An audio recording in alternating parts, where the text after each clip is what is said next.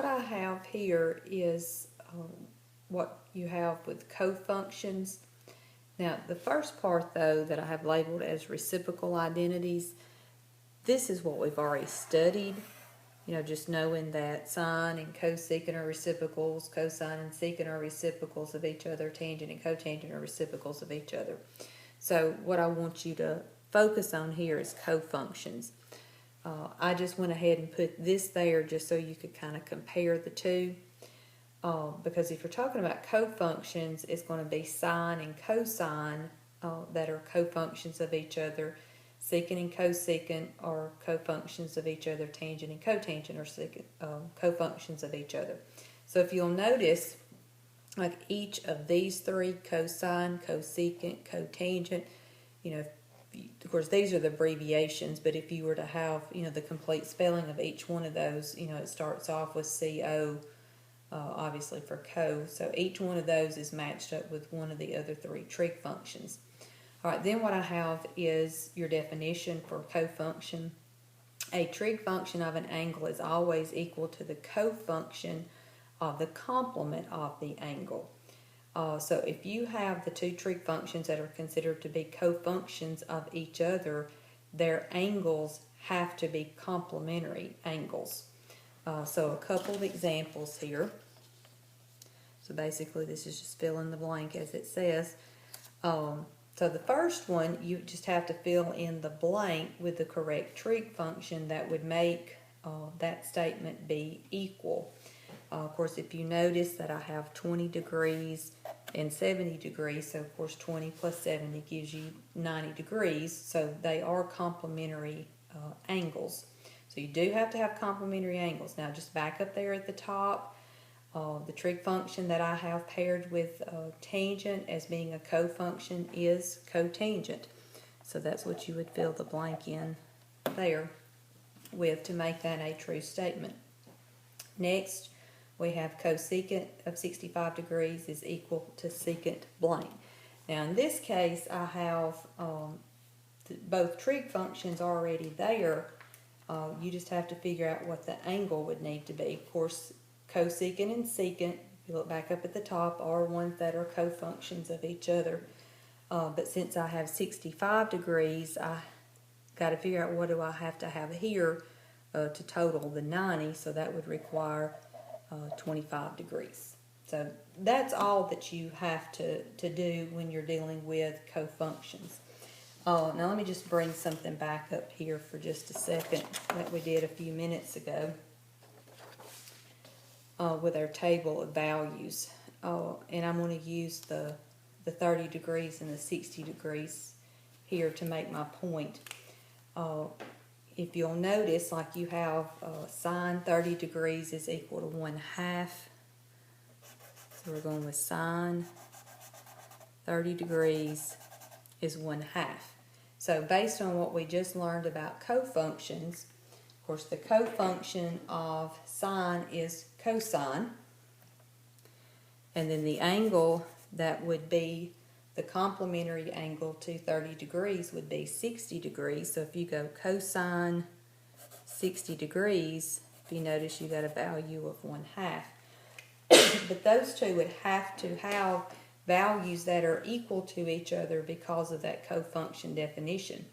Same thing as if I went to cosine 30 and then sine 60, I have exactly the same value there because those would also be cofunctions. So just pointing that out, an example there of cofunctions.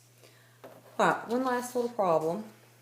And again, I can't fit all of this on the screen, so I'll scoot it over when I read the instructions. All right, it says, suppose each edge of the cube is 3 inches long. Find sine and cosine of the angle formed by diagonals DE and DG. Okay, so first of all, I want you to look at, let's look at diagonal DG first. I think that's going to be the easiest one for you to see. Of course, this is a cube, so all of your edges are exactly the same. So the diagonal DG is here. Now the other diagonal is DE. Now DG is on the base of this cube, the bottom of the box.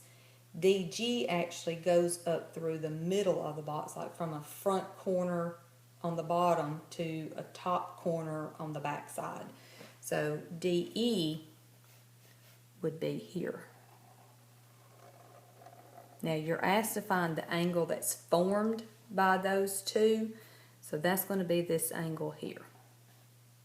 So I'm just going to refer to that as angle theta. Now, if you're wanting to find sine and cosine, you're going to have to know all three sides of that triangle. Of course, I have ended up with a right triangle here. So when we're looking at, let me color it in for you, it's this triangle here.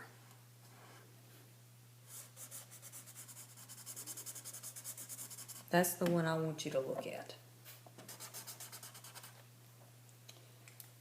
Okay, I know that, just go to the bottom of the box for just a minute. I know that this side is 3, and I know that this side is 3. So what I'm looking at right now is actually this triangle. I want you to look at it for just a second. Okay. Now, that's half of the bottom of that box. It's going to be a 45, 45, 90 triangle.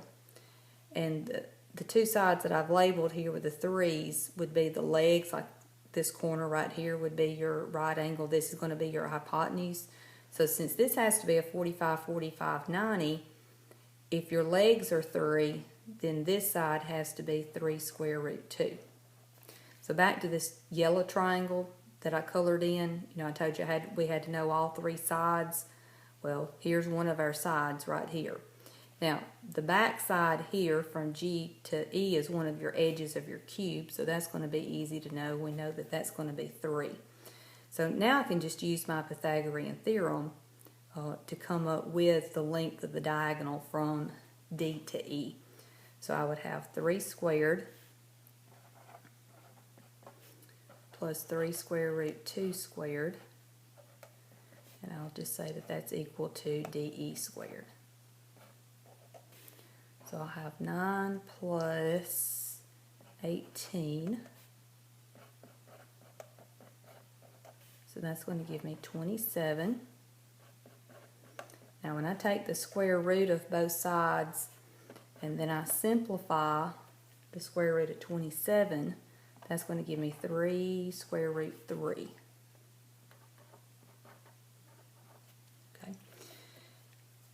Now I know all three sides of this triangle, which is where this angle theta is contained, in which I'm trying to find sine and cosine.